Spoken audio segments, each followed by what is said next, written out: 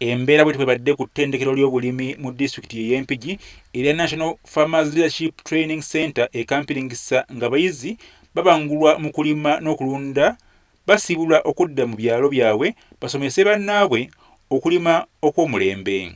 Essomero lino lyatandikibwawo eggwanga lya South Korea okusobola okubangula bannayuganda ku nnima ennungi n'okulunda.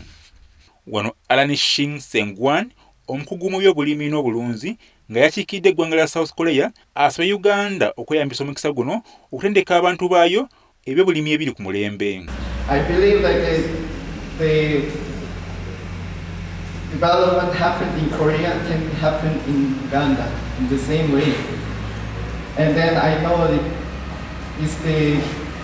the participants here can bring the change.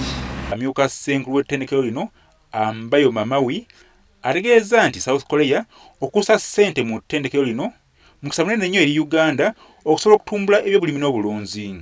We thank Baker and Ministry of Local Government for coordinating with NFLC to organize the leadership development course.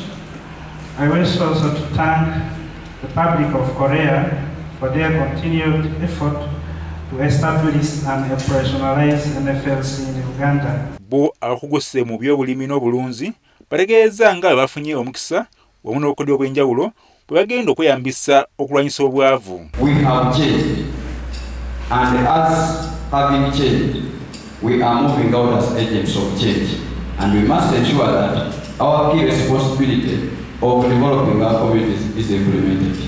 Bannayuganda bangi beetanira ebyobulimi n'obulunzi naye ng'ebyembi ennima yaabwe teri ku mulembe ogwetaagisa. Alosia Sengendo, PSTV, Mpigi.